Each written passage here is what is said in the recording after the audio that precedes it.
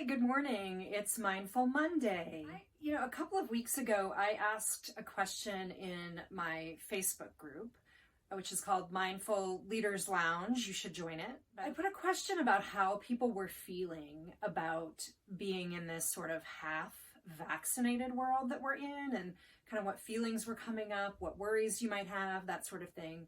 And the conversation on that post really blew up in a way that doesn't usually. People are usually pretty responsive in there, but they don't usually comment for quite so many days as this went on. So clearly the question had struck a chord.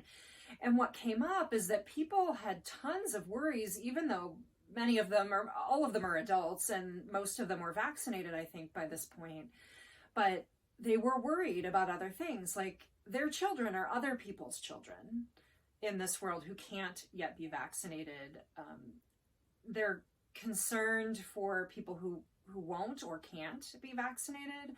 They're worried about their own health because they're not sure about how the vaccination will last or how it interacts with other medications, things like that. Just a whole lot of stuff we don't know.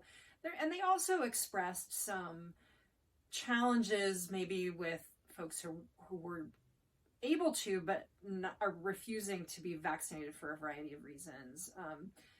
They feel sad that people would potentially disregard the health and well-being of really vulnerable people, including children. So suffice it to say that there's a lot of anxiety out there. And so I am committing to giving you more simple practices that you can do to help ease that whenever it comes up. And like I said a couple of weeks ago, it keeps coming up for me too, in weird ways and in ways I don't expect. And I'm not even prone to anxiety in general. So know that this pandemic has done a number on our nervous system. And so if you have weird feelings, weird fears or phobias or anxieties, it's probably normal right now. We don't know all of that for sure because we're learning a lot of things still, but things are probably going to be weird for a while longer. So here's a practice that I love to do and can be done any number of ways. So I'm going to give you a bunch of options for it. So this is a long bolster. You might, if you've been to a yoga studio, you'll see them. I have one at home. You may not have that, and that's okay. I'm going to give you the basic shape, and then you can figure out how to do it on your own and with your own stuff. That's part of the fun.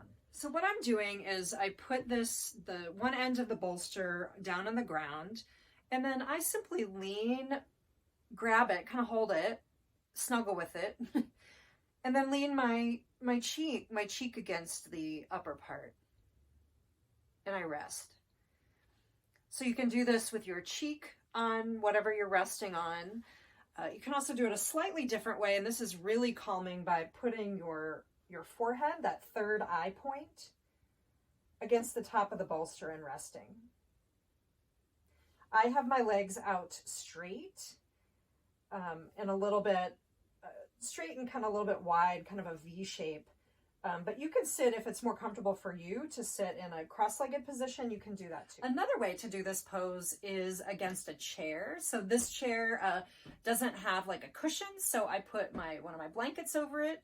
You can do that and do basically the same thing as I was doing before with the bolster. You can bring your hands forward and rest your head on your hands. You might move your head during the practice. You can have it to one side and then to the center and then to the other side, which is typically how I would lead it in a restorative yoga class if I were doing this. Of course, option to always stay to one side or do whatever feels better for you, especially on your neck. And you can simply rest here, and I would suggest doing that for several minutes if you have the time, or as long as it feels comfortable. So in lieu of this chair that we're using, right? In lieu of the chair, you could do this at your desk if you wanted, clear some stuff out of the way and just simply use your desk in the middle of the day. You could always set this up or simply lean against your couch, like sit on the floor and lean against a couch, or anything else, maybe an ottoman if you have like a taller ottoman. I think one of the fun things about doing this work in the pandemic is that we've had to adapt to doing all of these things in our home, which I actually think is a really cool opportunity to develop your own practice. So I hope I've empowered you to do that a little bit today.